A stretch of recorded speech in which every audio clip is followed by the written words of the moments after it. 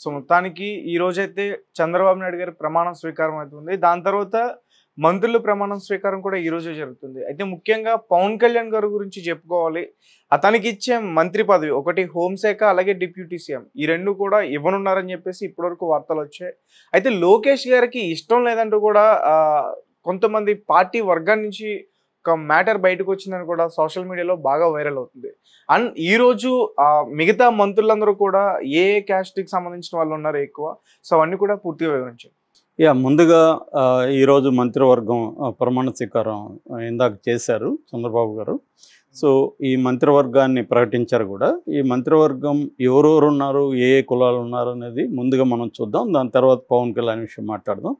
So కొత్త మంత్రులు ఎవరంటే సామాజిక వర్గాల వారీగా చూస్తే ఎస్సీ మాల డోల బాల రామాంజనేయ వీరాంజనేయ స్వామి, ఎస్సీ మాదిగ అనిత వంగలపూడి అనిత, ఎస్టీ ఒకరికే ఇచ్చారు గుమ్మడి సంధ్యారాణి, ముస్లిం మైనార్టీ ఫారూక్ ఇచ్చారు, తర్వాత ఆర్యవైశ్య టీజీ భరత్, తర్వాత రెడ్డి ఆనం జనార్దన్ రెడ్డి, మడిపల్లి రాంప్రసాద్ రెడ్డి మొత్తం 3కి ఇచ్చారు, కాపు 4కి ఇచ్చారు, నిమ్మల, తర్వాత పవన్ కళ్యాణ్, కందులు దుర్గేష్, నారాయణ మన నారాయణ విద్యా సంస్థలు, కమ్మ నారా లోకేష్, నాదెండ్ల మనోహర్, తర్వాత వైయావుల కేసు గొట్టిపాటి రవి 4కి ఇచ్చారు, BC Yadava Parthasarathy Satyakumar BJP, BC మత్స్యకార కొల్లు రవీంద్ర, బీసీ తూర్పు Kapu K Srinivas, BC Koppula Velama Atchannaidu, BC Gowda Anagani Satyaprasad,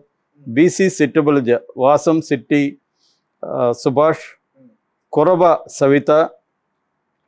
so ఇది మంత్రి వర్గానికి ఇచ్చింది. మొత్తంగా 25 మందిని అనౌన్స్ చేశారు ఇప్పటికీ. ఇందులో జనసేనకు 3, బీజేపీకి 1, బీసీలు టోటల్గా 8 మంది, ఎస్సీలు 2, ఎస్టీలు 1, ముస్లిం 1, వైశ్యులు 1, కాపులు 4, కమ్మ 4, రెడ్డి 3. సో ఇందులో మహిళలకి మాత్రం 3కి మాత్రం ఇచ్చారు. సో ఇందులో కొత్త వాళ్ళు ఫస్ట్ టైమర్స్ 17 మంది అని చెప్పచ్చు. ఒక రకంగా ఇది చంద్రబాబు కూర్పు చాలా బాగుందని అన్ని వైపుల నుంచి కూడా చెప్తున్నారు. ప్రధానంగా ఏంటంటే కొత్త వాళ్ళని ఎంతమందిని తీసుకురావడం అనేది చంద్రబాబు చేసిన ఫీట్. ఎందుకంటే ఆయనకి కూడా చాలా పెద్ద కసరత్తు అవుతుంది ఇది. ఎందుకంటే 164 మంది ఎప్పుడూ లేదు. చంద్రబాబు జీవితంలో ఇంతమందిని గెలిపించిన చరిత్ర లేదు. అందుకని ఆయనకు కూడా ఇది కసరత్తు పెద్దదైంది. బట్ సీనియర్స్ని పక్కన పెట్టి 17 మందిని వీళ్ళకి ఇవ్వడంతో సీనియర్స్ కొంత కోపంగా ఉన్నారని తెలిసింది. అయినా కూడా వాళ్ళు ఏం చేసేది లేదు. వాళ్ళకి మేబీ ఏదైనా నామినేటెడ్ పోస్టులు ఇచ్చే అవకాశం ఉంది. అయితే ఒక్క మంత్రిని ఇంకా ఇవ్వాల్సి ఉంది. అది బీజేపీ నుంచి వాళ్ళు అడుగుతున్నారని చెప్తున్నారు. ఇప్పటికి బీజేపీకి ఒకరినే ఇచ్చారు కాబట్టి ఇంకొకరిని బీజేపీ నుంచి తీసుకునే అవకాశం ఉంది. సో ఇప్పుడు ప్రమాణ స్వీకారానికి కూడా ఇటు చాలామంది ఒక రకంగా దేశమే కదిలొచ్చిందని చెప్పచ్చు. సో ఈ కాంటెక్స్ట్లో పవన్ కళ్యాణ్ ఇష్యూ ఒకటి వైరల్ అవుతుంది. సో దీన్ని జనసైనికులే వైరల్ చేస్తున్నారు. ఎందుకంటే పవన్ కళ్యాణ్ 2 పదవులు అడిగారని. ఒకటేమో deputy CM. Already deputy CM ఇవ్వడానికి చంద్రబాబు కూడా అభ్యంతరం ఏం లేదు. ఎందుకంటే పవన్ కళ్యాణ్ని మొన్న కూడా ఆయన విపరీతంగా పొగిడారు. పవన్ కళ్యాణ్ వల్లనే ఈ విజయం సాధ్యమైందని చెప్పారు. ఎందుకంటే ఒక రకంగా తెలుగుదేశం చాలా క్రైసిస్లో ఉన్న టైంలో పవన్ కళ్యాణ్ ఆదుకోవడం, అక్కడి నుంచి ఒక ఊపు వచ్చిందని చెప్పచ్చు. అట్లాగే ఫస్ట్ టైం చరిత్రలో అసాధ్యం అనుకున్న ఒక కాంబినేషన్ కమ్మ కాపు కాంబినేషన్. ఎందుకంటే కమ్మ కాపులకి ఎప్పటి నుంచి కూడా వైరం ఉంది.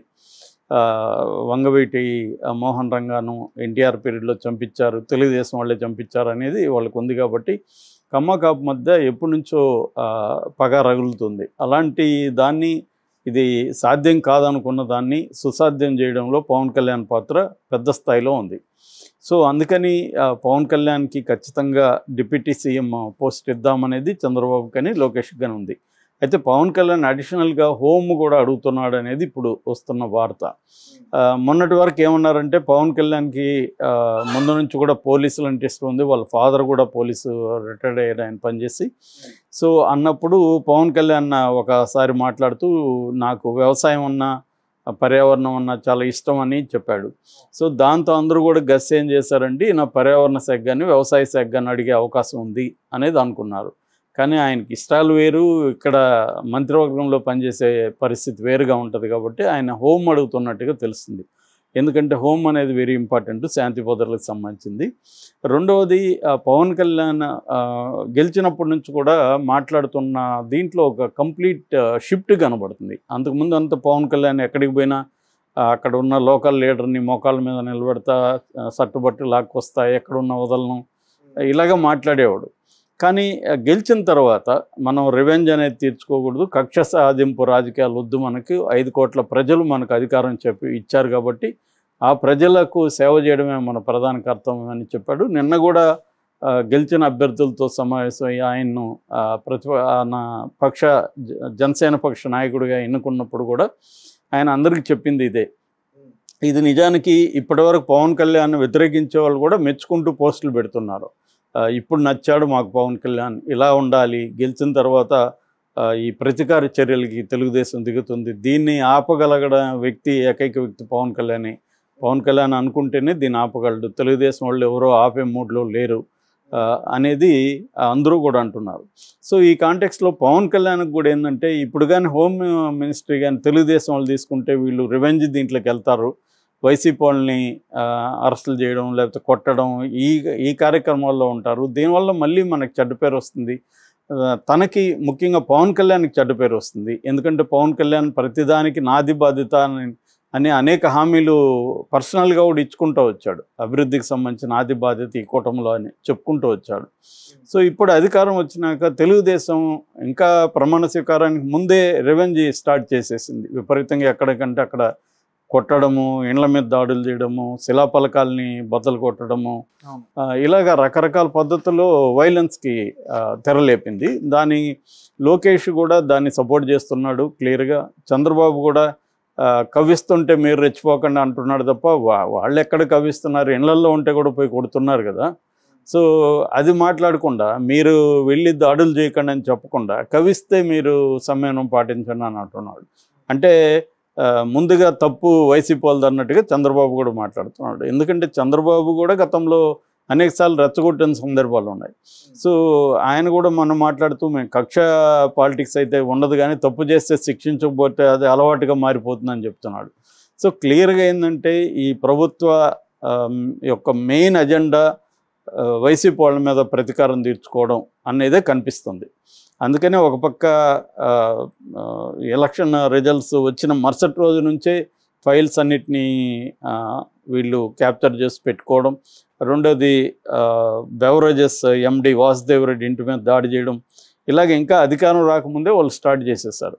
సో రెండు వైపులా అంటే ఒకటి లీగల్గా సిఐడిల్ని మిగతా సంస్థలను ఉపయోగించి వాళ్ళ మీద కేసులు పెట్టి వాళ్ళని కుంభకోణాల్లో ఇరికిచ్చి వాళ్ళని హరాస్ చేయడం ఒక పద్ధతి అయితే, ఇంకొకటి స్ట్రీట్ బ్యాటిల్.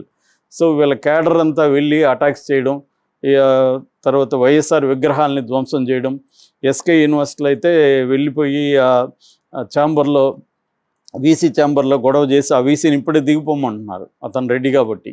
అసలు తెలుగు యువత అనేది 5 ఏళ్లలో నేను ఎప్పుడు వినలే తెలుగు యువత ఒకటి ఉందని.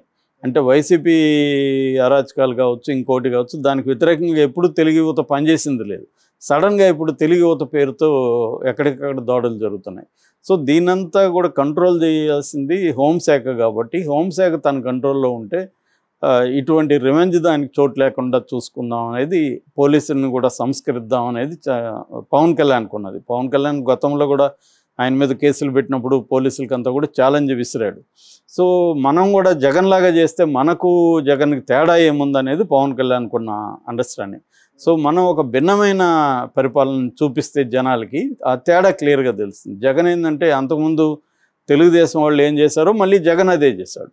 తెలుగుదేశం వాళ్ళు తను అరెస్ట్ చేయించారని కాంగ్రెస్తో కలిసి తెలుగుదేశం వాళ్ళ మీద కేసులు పెట్టడం, అట్లాగే తెలుగుదేశం నాయకుల ఆర్థిక మూలాలు దెబ్బతీయడం, వాళ్ళని ఎక్కడికక్కడ అరెస్టులు చేసి హరాస్ చేయడం, కొంతమందిని దాడులు చేయించడం, ఇవన్నీ జగన్ చేశాడు. ఎందుకు జగన్ చేశాడంటే అంతకుముందు తెలుగుదేశం వాళ్ళు ఇదే చేశారు. సో రివెంజ్గా జగన్ చేశాడు. ఇప్పుడు జగన్ చేశాడు కాబట్టి వీళ్ళు మళ్ళీ ఇదే చేస్తున్నారు. ఇదొక విసిఎస్ సర్కిల్ లాగా రివెంజ్ సర్కిల్ నువ్వు చేసావు నేను చేశాను, నువ్వు చేశాను నేను చేశాను కంటిన్యూ అవుతుంది. దీన్ని బ్రేక్ చేద్దాం అనేది పవన్ కళ్యాణ్ అనుకుంటున్నాడు. సో దీనికోసం అతను హోమ్ మినిస్టర్ అడుగుతున్నాడు. కానీ అది ఇస్తే వీళ్ళకి పట్టుపోతుంది, వీళ్ళు అనుకున్న గోలు నెరవేరదు. ముఖ్యంగా లోకేష్ ఆల్రెడీ ఎర్రబుక్ పెట్టుకొని తిరుగుతున్నాడు. లోకేష్ దీంట్లో వన్ బై వన్ చూసుకుంటూ వస్తున్నాడు. సో ఇప్పుడు అది నెరవేరకపోవచ్చు, అందుకని గొడవ జరుగుతుంది. మరి ఏం జరుగుతుందనేది చూడాలి.